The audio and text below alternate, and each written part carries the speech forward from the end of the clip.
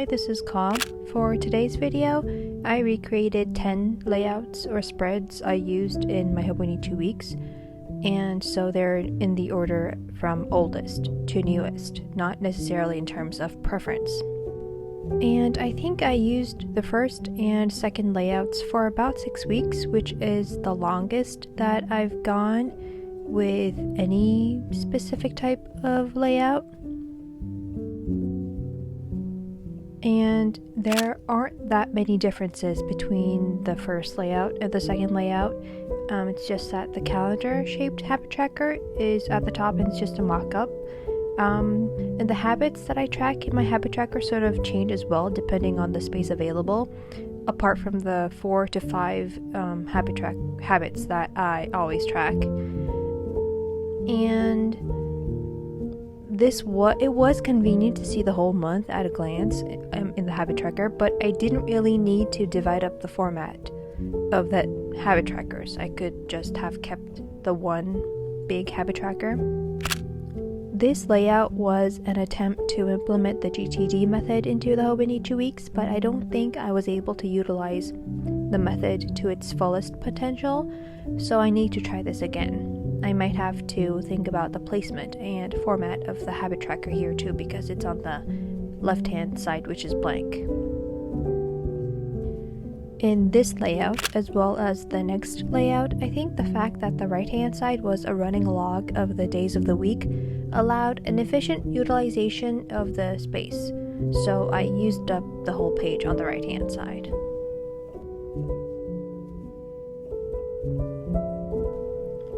The biggest difference between this layout and the one before would be the left-hand side.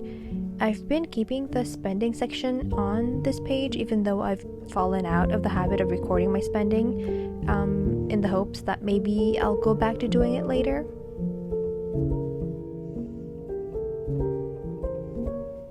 This was Paulina's layout, and I just tweaked a few things, and I found it really useful to be able to see everything, like the events on the left side, my hours in the middle, all of my hours, and to-dos at a glance.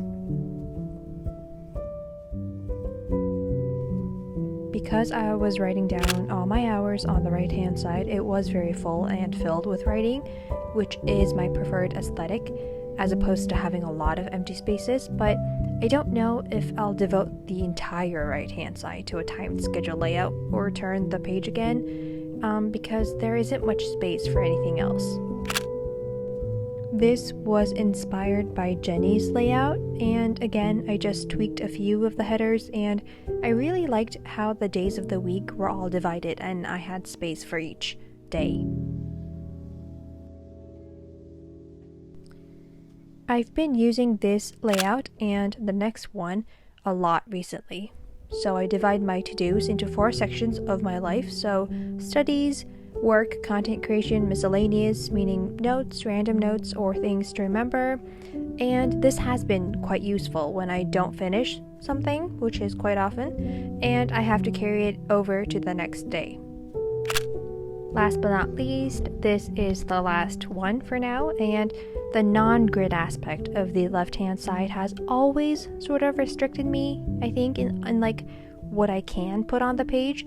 So I decided to try dividing the rows horizontally rather than vertically as I usually do. So I think I really liked how filled the page looked in the end.